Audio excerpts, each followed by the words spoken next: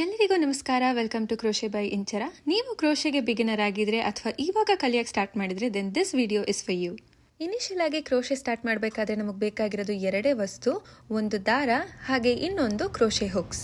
ನೀವು ಪ್ರಾಕ್ಟೀಸ್ ಮಾಡಬೇಕಾದ್ರೆ ಇಂಥದೇ ದಾರದಲ್ಲಿ ಮಾಡಬೇಕು ಅಂತೇನಿಲ್ಲ, ಯಾವುದಾದ್ರೂ ಓಕೆ. ಬಟ್ ದಾರದಲ್ಲಿ ಬೇರೆ ಬೇರೆ ಟೈಪ್ಸ್ ಇದೆ depending upon there texture, size and what company they are from. ದಾರದ ಡೀಟೇಲ್ಸನ್ನು ಸಾಧಾರಣವಾಗಿ ಕಂಪ್ನಿಯವರು ಡಿಸ್ಕ್ರಿಪ್ಷನಲ್ಲಿ ಹಾಕಿರ್ತಾರೆ. ಇಲ್ಲಿ ತೋರಿಸ್ತಾ ಇದ್ದೀನಿ ನೋಡಿ. ಈ ದಾರದ ಸೈಜ್ ಬಂದು 4.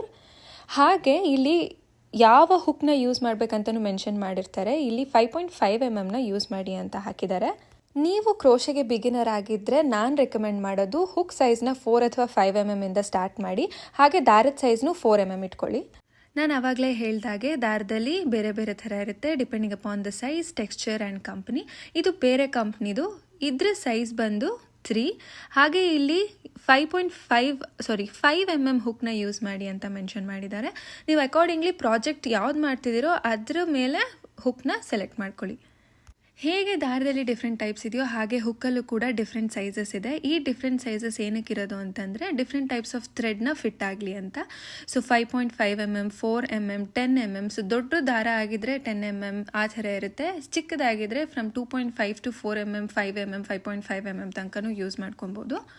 ಇನಿಷಿಯಲ್ ಆಗಿ ಕ್ರೋಶೆ ಸ್ಟಾರ್ಟ್ ಮಾಡೋದಕ್ಕೆ ನಮ್ಗೆ ಏನೇನು ವಸ್ತು ಬೇಕಾಗುತ್ತೆ ಅಂತ ನೋಡಾಯಿತು. ಇವಾಗ ಕ್ರೋಶೆನ ಎಲ್ಲಿಂದ ಹೇಗೆ ಸ್ಟಾರ್ಟ್ ಮಾಡೋದು ಅಂತ ಹೇಳ್ಕೊಡ್ತೀನಿ. ಈ ವಿಡಿಯೋಲಿ ನಾನು ಪ್ರೀಮಿಯರ್ ಜಸ್ಟ್ ಯಾರ್ನ್ ಅವರ ಥ್ರೆಡ್ ಯೂಸ್ ಮಾಡ್ತಾ ಇದ್ದೀನಿ. ಆವಾಗಲೇ ಹೇಳಿದಾಗೆ ದಾರದ ಡೀಟೇಲ್ಸನ್ನು ಡಿಸ್ಕ್ರಿಪ್ಷನಲ್ಲಿ ಹಾಕಿರ್ತಾರೆ. ದಾರದ ಸೈಜ್ ಬಂದು 4. ಹಾಗೆ ಇಲ್ಲಿ 5.5 mm ಹುಕ್ನ ಯೂಸ್ ಮಾಡಿ ಅಂತ ಹೇಳಿದ್ದಾರೆ. ಆದರೆ ನಾನು ಇನಿಷಿಯಲ್ ಡೇಸ್ ಆಫ್ ಕ್ರೋಶೆಟಿಂಗಲ್ಲಿ ನಾನು 4 mm ಹುಕ್ನ ಯೂಸ್ ಮಾಡ್ತಿದ್ದೆ. ಹಾಗೆ ಈ ವಿಡಿಯೋಲು ಕೂಡ ಅದೇ ಹುಕ್ನ ಯೂಸ್ ಮಾಡ್ತೀನಿ. ನಿಮಗೆ ಒಂದು ವೇಳೆ 4 mm ಹುಕ್ ಅಡ್ಜಸ್ಟ್ ಆಗಿಲ್ಲ ಅಂತಂದರೆ 5 ಅಥವಾ 5.5 mm ಹುಕ್ನ ಯೂಸ್ ಮಾಡ್ಬೋದು. ಇವಾಗ ಸ್ಲಿಪ್ ನಾಟ್ ಹೇಗೆ ಮಾಡೋದು ಅಂತ ನೋಡೋಣ. ಸ್ಲಿಪ್ ನಾಟ್ನ 2 ರೀತಿ ಮಾಡ್ಬೋದು. ನಾನು ಆ 2 ರೀತಿನೂ ನಿಮಗೆ ತೋರಿಸ್ತೀನಿ. ನಿಮ್ಗೆ ಯಾವ್ದು ಈಸಿ ಆಗುತ್ತೋ ಅದನ್ನು ಅಡಾಪ್ಟ್ ಮಾಡ್ಕೊಳ್ಳಿ. ದಾರನ ಹೀಗೆ ಲೆಫ್ಟ್ ಹ್ಯಾಂಡಲ್ಲಿ ಹಿಡ್ಕೊಂಡ್ಮೇಲೆ ಒಂದು ರೌಂಡು ಇಂಡೆಕ್ಸ್ ಫಿಂಗರ್ ಮೇಲೆ ಸುತ್ತಿ ಇಂಟು ಮಾರ್ಕ್ ಆಗಿರೋ ಜಾಗನ ಥಂಬ್ ಫಿಂಗರಲ್ಲಿ ಹೀಗೆ ಗಟ್ಟಿಯಾಗಿ ಹಿಡ್ಕೊಬೇಕು. ನಂತರ ಥ್ರೆಡ್ನ ಇಂಡೆಕ್ಸ್ ಫಿಂಗರಿಂದ ಆಚೆ ತಗೊಂಡಾಗ ಈ ಥರ ಒಂದು ಸರ್ಕಲ್ ಥರ ಫಾರ್ಮ್ ಆಗಿರುತ್ತೆ. ಹಾಗೆ ಹಿಂದೆ ಇರೋ ದಾರನ ಆ ಸರ್ಕಲ್ ಒಳಗಿಂದ ಹೀಗೆ ಮೇಲ್ಗಡೆ ಎಳ್ಕೊಂಡು ಟೈಟ್ ಮಾಡ್ಕೊಬೇಕು. ಇದು ಸ್ಲಿಪ್ ನಾಟ್. ಸ್ಲಿಪ್ ನಾಟ್ ಹೇಗಿರಬೇಕು ಅಂತಂದರೆ ಹೀಗೆ ದಾರನ ಹಿಡ್ಕೊಂಡು ಎಳೆದಾಗ ಯಾವುದೇ ರೀತಿಯಾದ ನಾಟ್ ಫಾರ್ಮ್ ಆಗಬಾರ್ದು. ಅದು ಪರ್ಫೆಕ್ಟ್ ಸ್ಲಿಪ್ ನಾಟ್. ನನ್ನ ಜೊತೆ ಇವಾಗ ನೀವು ರಿಪೀಟ್ ಮಾಡಿ. ದಾರನ ಲೆಫ್ಟ್ ಹ್ಯಾಂಡಲ್ಲಿ ಹಿಡ್ಕೊಂಡು ಒಂದು ರೌಂಡು ಇಂಡೆಕ್ಸ್ ಫಿಂಗರ್ ಮೇಲೆ ಸುತ್ತಿ ಆ ಇಂಟು ಆಗಿರೋ ಜಾಗನ ಥಂಬ್ ಫಿಂಗರಲ್ಲಿ ಗಟ್ಟಿಯಾಗಿ ಹಿಡ್ಕೊಂಡು ದಾರನ ಇಂಡೆಕ್ಸ್ ಫಿಂಗರಿಂದ ಹೊರಗೆ ತಗೊಳ್ಳಿ. ಆ ಸರ್ಕಲ್ ಫಾರ್ಮ್ ಆಗಿರುತ್ತಲ್ಲ ಅದರ ಹಿಂದೆಯಿಂದ ದಾರನ ಒಳಗಿಂದ ಮೇಲೆ ಹೀಗೆ ಎಳ್ಕೊಂಡು ಟೈಟ್ ಮಾಡಿ. So that is your slip knot. ಇದು method number 1 of making slip knot. ನಾನು ನಿಮಗೆ ಸೆಕೆಂಡ್ ಮೆಥಡ್ ಕೂಡ ತೋರಿಸ್ತೀನಿ. ನಿಮಗೆ ಯಾವುದು ಮೆಥಡ್ ಈಸಿ ಆಗುತ್ತೋ ಆ ಮೆಥಡಿಂದನೇ ಸ್ಲಿಪ್ ನಾಟ್ನ ಮಾಡ್ಕೊಳ್ಳಿ. ಇವಾಗ ಸ್ಲಿಪ್ ನಾಟ್ನ ಮೆಥಡ್ 2 ಪ್ರಕಾರ ಹೇಗೆ ಮಾಡೋದು ಅಂತ ನೋಡೋಣ. ದಾರದ ತುದಿಯನ್ನು ರೈಟ್ ಹ್ಯಾಂಡಲ್ಲಿ ಹೀಗೆ ಹಿಡ್ಕೊಂಡು ಲೆಫ್ಟ್ ಹ್ಯಾಂಡಲ್ಲಿರೋ ದಾರದ ಮೇಲೆ ಹೀಗೆ ಪ್ಲೇಸ್ ಮಾಡ್ಕೊಬೇಕು.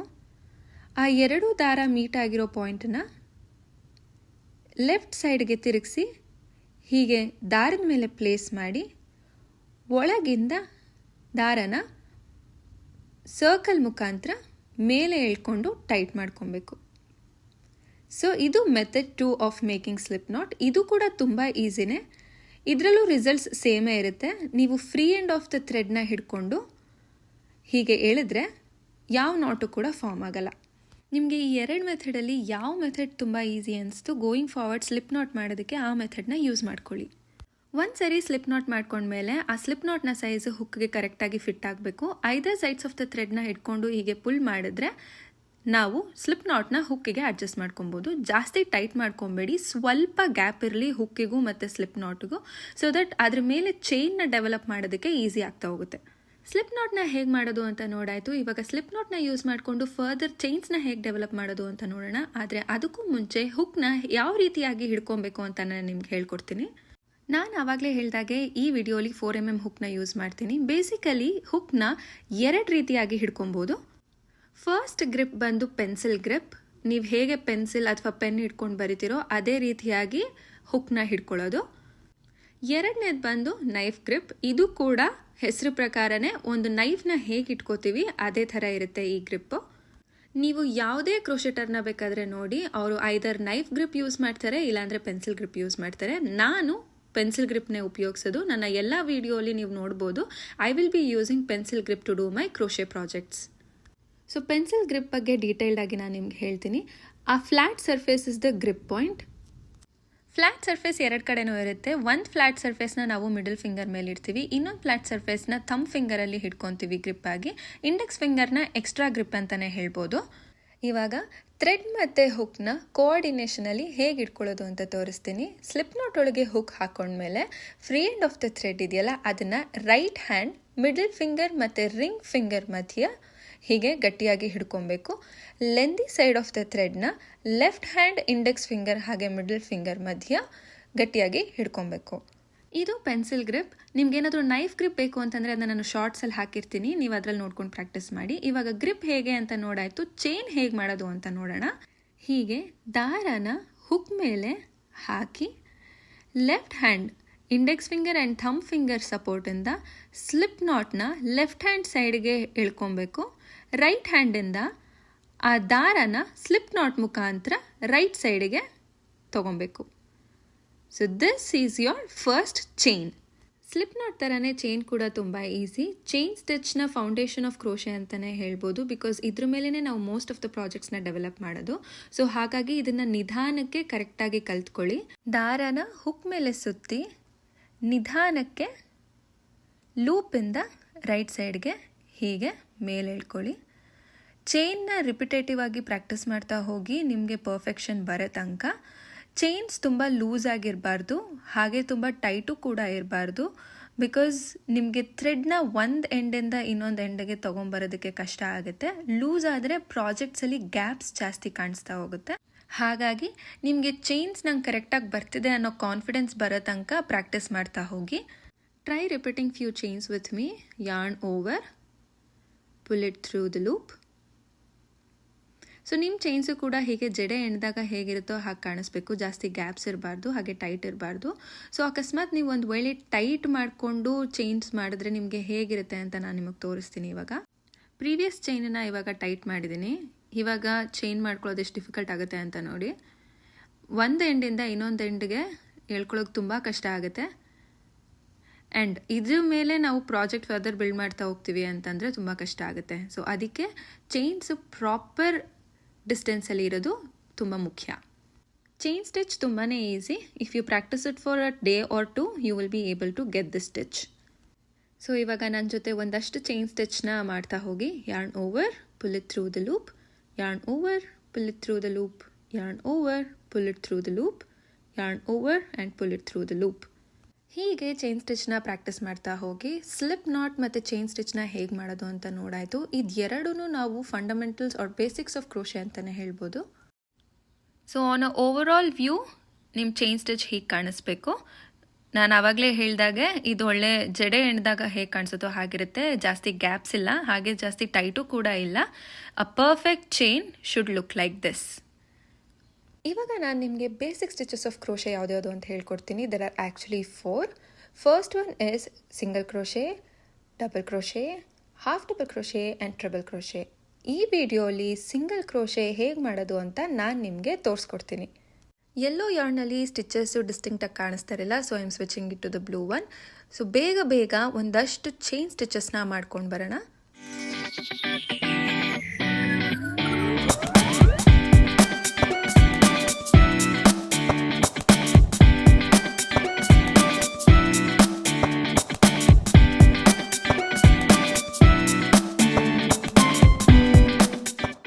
ನೆಕ್ಸ್ಟ್ ಇಂಪಾರ್ಟೆಂಟ್ ಥಿಂಗ್ ಏನಪ್ಪ ಅಂತಂದರೆ ನಿಮಗೆ ಚೈನ್ಸ್ನ ಕೌಂಟ್ ಮಾಡೋಕ್ಕೆ ಬರಬೇಕು. ಈ ಪಿಕ್ಚರಲ್ಲಿ ಕ್ಲಿಯರ್ ಆಗಿ ತೋರಿಸಿದ್ದಾರೆ ಸ್ಲಿಪ್ ನಾಟ್ ಹಾಗೆ last chain on the hook will not be counted, which means slip knot ಮತ್ತು 11th ಚೈನ್ ಕೌಂಟ್ ಆಗಲ್ಲ. ಯಾಕೆ ಅಂದರೆ ನಾವು ಪ್ರಾಜೆಕ್ಟ್ ಸ್ಟಾರ್ಟ್ ಮಾಡೋದು 10th ಚೈನಿಂದ, ಅಂದರೆ ಲಾಸ್ಟ್ ಬಟ್ 1 ಚೈನಿಂದ. ನಿಮಗೆ ನಾನಿಲ್ಲಿ ಹೇಳಿದ್ದು ಅರ್ಥ ಆಗಿಲ್ಲ ಅಂತಂದರೆ ರಿಯಲ್ ಟೈಮ್ ಬೇಸಿಸಲ್ಲಿ ತೋರಿಸ್ತೀನಿ ಬನ್ನಿ. ಇವಾಗ ಸರ್ಟನ್ ಅಮೌಂಟ್ ಆಫ್ ಚೈನ್ಸ್ನ ನಾನು ಮಾಡಿಟ್ಕೊಂಡಿದ್ದೀನಿ. ಆ ಪಿಕ್ಚರಲ್ಲಿ ಏನು ಹೇಳಕ್ಕೆ ಹೊರಟಿದ್ರು ಅಂತ ನಾನು ನಿಮ್ಗೆ ಹೇಳ್ತೀನಿ. Irrespective of number of chains you have done, you always ignore the last chain. ಯಾವಾಗ್ಲೂ ಲಾಸ್ಟ್ ಚೈನ್ನ ಇಗ್ನೋರ್ ಮಾಡಿ ಲಾಸ್ಟ್ ಬಟ್ 1 ಚೈನಿಂದನೇ ನೀವು ಪ್ರಾಜೆಕ್ಟ್ನ ಸ್ಟಾರ್ಟ್ ಮಾಡ್ತಾ ಹೋಗೋದು. ಇವಾಗ ನಿಮಗೆ ಅರ್ಥ ಆಗಿದೆ ಅಂತ ಅನ್ಕೊತೀನಿ. ಸೊ ಚೈನ್ಸ್ನ ಕೌಂಟ್ ಮಾಡೋದು ಹೀಗೆ: as soon as you are done with the slip knot, the very first chain that you do will be counted as the first chain.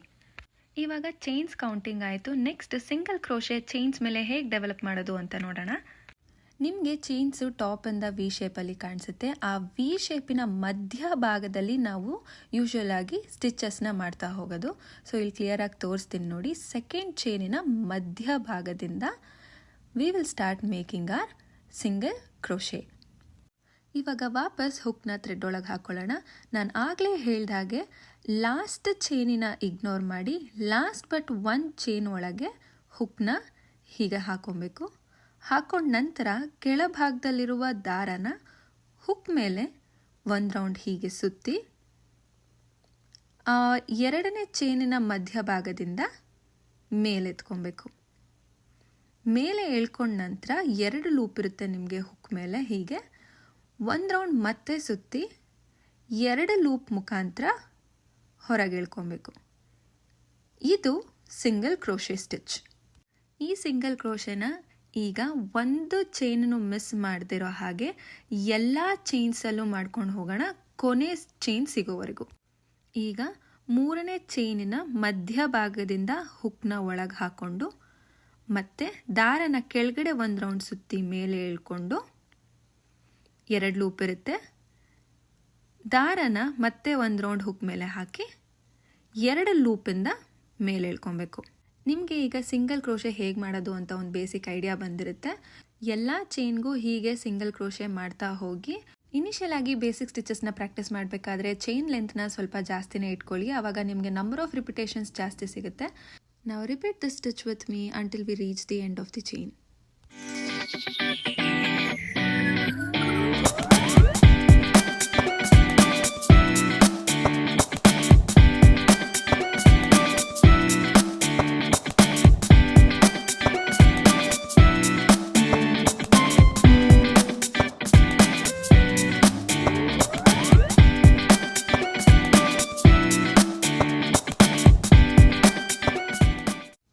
ನಾವಿವಾಗ ಕೊನೆ ಚೈನಿಗೆ ಸಿಂಗಲ್ ಕ್ರೋಶೆ ಸ್ಟಿಚ್ ಮಾಡ್ತಾ ಇದ್ದೀವಿ. ಯಾವುದೇ ಚೈನನ್ನು ಸ್ಕಿಪ್ ಮಾಡದೆ ಕಂಪ್ಲೀಟ್ ಎಂಟೈರ್ ಸ್ಟ್ರೆಚ್ಗೂ ಸಿಂಗಲ್ ಕ್ರೋಶೆ ಸ್ಟಿಚ್ ಮಾಡಿದರೆ ನಿಮ್ಮ ಪ್ರಾಜೆಕ್ಟು ಕೂಡ ಹೀಗೆ ಕಾಣಿಸುತ್ತೆ. ಸಿಂಗಲ್ ಕ್ರೋಶೆ ಸ್ಟಿಚ್ಚಲ್ಲಿ ಏನಂತಂದರೆ ನಿಮಗೆ ಜಾಸ್ತಿ ಗ್ಯಾಪ್ಸ್ ಇರಲ್ಲ ಆ್ಯಂಡ್ ಕಾಂಪ್ಯಾಕ್ಟ್ ಆಗಿರುತ್ತೆ. ಇವಾಗ ನಾನು ಇದೇ ಪ್ರಾಜೆಕ್ಟಲ್ಲಿ ಬ್ಯಾಕ್ವರ್ಡ್ಸ್ ಹೇಗೆ ಹೋಗೋದು ಅಂತ ತೋರಿಸ್ಕೊಡ್ತೀನಿ. ಹುಕ್ನ ಮತ್ತೆ ಥ್ರೆಡ್ ಒಳಗೆ ಹಾಕಿ ನೀವು ಬ್ಯಾಕ್ವರ್ಡ್ಸ್ ಅದೇ ಪ್ರಾಜೆಕ್ಟಲ್ಲಿ ವರ್ಕ್ ಮಾಡಬೇಕು ಅಂತ ಹೇಳಿದ್ರೆ first you will have to make a chain. So yarn over and pull it through the loop. So ಒಂದು ಚೈನ್ ಆಯಿತು. ಇವಾಗ ಪ್ರಾಜೆಕ್ಟ್ನ ಫ್ಲಿಪ್ ಮಾಡ್ಕೊಬೇಕು. ಹೀಗೆ ಫ್ಲಿಪ್ ಮಾಡ್ಕೊಂಡಾದಮೇಲೆ ನೀವು ರಿವರ್ಸ್ ಆರ್ಡರಲ್ಲಿ ವರ್ಕ್ ಮಾಡ್ತಾ ಹೋಗ್ಬೋದು. ಇದರಲ್ಲೂ ಸೇಮ್ ರೂಲ್ ಅಪ್ಲೈಸ್. ಫಸ್ಟ್ ಚೈನನ್ನು ನಾವು ಇಗ್ನೋರ್ ಮಾಡಿ ಸೆಕೆಂಡ್ ಚೈನಿಂದ ಕಂಟಿನ್ಯೂ ಮಾಡ್ತಾ ಹೋಗ್ತೀವಿ. ಅದು ಹೇಗೆ ಅಂತಂದರೆ ಇದರಲ್ಲೂ ಕೂಡ ನಿಮಗೆ ಟಾಪ್ ಆ್ಯಂಗಲಲ್ಲಿ ವಿ ಶೇಪ್ಸ್ ಇರುತ್ತೆ.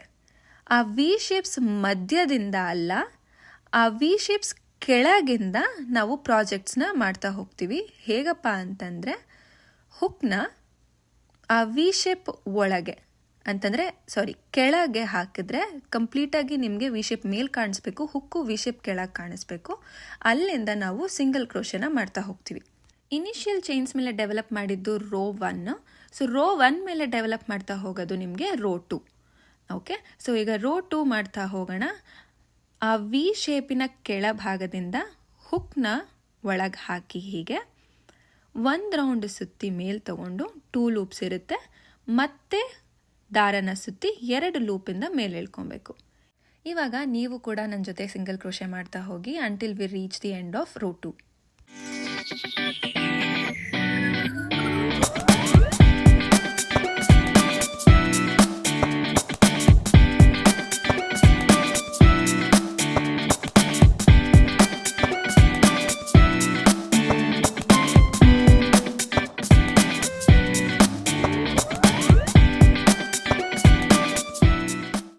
ಇವಾಗ ಆಲ್ಮೋಸ್ಟ್ ನಾವು ರೋ 2 ಎಂಡ್ನ ರೀಚ್ ಆಗಿದ್ದೀವಿ. ತುಂಬ ಜನ ಏನು ಅನ್ಕೊತಾರೆ ಅಂತಂದರೆ ಇದನ್ನೇ ಕೊನೆ ಚೈನ್ ಅನ್ಕೊತಾರೆ, ಬಿಕಾಸ್ ನಾನು ಇನಿಷಿಯಲ್ ಸ್ಟೇಜಸಲ್ಲಿ ಅದೇ ಮಾಡಿದ್ದೆ. So there is a V shape behind this. So ಇದು ನಮ್ಮದು ಲಾಸ್ಟ್ ಚೈನ್. ನೀವೇನಾದರೂ ಈ ಚೈನ್ನ ಸ್ಕಿಪ್ ಮಾಡಿದ್ರೆ ನಿಮ್ಮದು ಅನ್ಇವನ್ ಎಡ್ಜಸ್ ಆಗೋಗುತ್ತೆ. ಸೊ ವಿತೌಟ್ ಮಿಸ್ಟೇಕ್ ನೀವು ಲಾಸ್ಟ್ ವಿ ಶೇಪನ್ನು ಕೂಡ ಕಂಪ್ಲೀಟ್ ಮಾಡ್ಕೊಳ್ಳಿ. ಸೊ ಒಂದ್ಸಲ ಲಾಸ್ಟ್ ವಿ ಶೇಪ್ ಚೈನ್ನ ಮುಗಿಸಿದ್ಮೇಲೆ ನಿಮಗೆ ಆ ಕಡೆ ಈ ಕಡೆ ಎಡ್ಜಸ್ಸು ಈವನ್ ಆಗಿರುತ್ತೆ, ಸ್ಟ್ರೇಟಾಗಿ. ರೋ 2 ಕಂಪ್ಲೀಟ್ ಆಗಿದೆ. ಇವಾಗ ಈ ಪ್ರಾಜೆಕ್ಟ್ ಮೇಲೆ ರೋ 3ನ ಡೆವಲಪ್ ಮಾಡ್ತಾ ಹೋಗಬೇಕು. ಅದನ್ನು ಮಾಡಬೇಕು ಅಂತಂದರೆ ಫಸ್ಟ್ ಹುಕ್ನ ಥ್ರೆಡ್ ಒಳಗೆ ಹಾಕಿ ಮತ್ತೆ ಒಂದು ಚೈನ್ ಮಾಡ್ಕೊಬೇಕು, yarn over and pull it through the loop. ನೀವು ಪ್ರತಿ ಸಲನೂ ಪ್ರಾಜೆಕ್ಟನ್ನ ಫ್ಲಿಪ್ ಮಾಡ್ಕೊಬೇಕು ಅಂತಂದರೆ ಒಂದು ಚೈನ್ ಮಾಡಿ ಆದಮೇಲೆ ಫ್ಲಿಪ್ ಮಾಡ್ಕೊಬೇಕು, ಮತ್ತು ಸೆಕೆಂಡ್ ಚೈನಿನ ಮುಖಾಂತರ ರೋಸ್ನ ಡೆವಲಪ್ ಮಾಡ್ತಾ ಹೋಗಬೇಕು.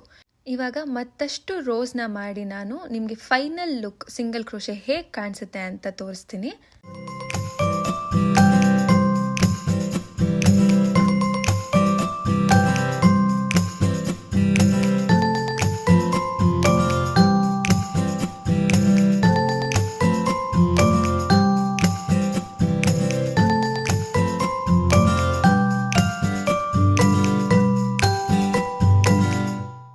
ಇವಾಗ ನಾನು 6 ರೋಸ್ ಆಫ್ ಸಿಂಗಲ್ ಕ್ರೋಶೆ ಮಾಡಿದ್ದೀನಿ. ಆ ಎಡ್ಜಸ್ಸು ಅಷ್ಟು ಈವನ್ ಆಗಿ ಕಾಣಿಸ್ಬೇಕು ಅಂತಂದರೆ ನಾನು ಆಗಲೇ ಹೇಳ್ದಾಗೆ ಕೊನೆ ಚೈನ್ವರೆಗೂ ನೀವು ಕಂಪ್ಲೀಟ್ ಮಾಡ್ತಾ ಹೋಗಿ, then only your edges will be even. That's it for today's video. ನನ್ನ ಮುಂದಿನ ವಿಡಿಯೋದಲ್ಲಿ ಮಿಕ್ಕಿದ್ದು 3 ಸ್ಟಿಚಸ್ನ ಹೇಗೆ ಮಾಡೋದು ಅಂತ ತೋರಿಸ್ತೀನಿ. I hope this video was informative. ನಿಮಗೆ ಈ ವಿಡಿಯೋ ಇಷ್ಟ ಆಗಿದ್ದಲ್ಲಿ please don't forget to like, share and subscribe. And thanks for watching the video until the end.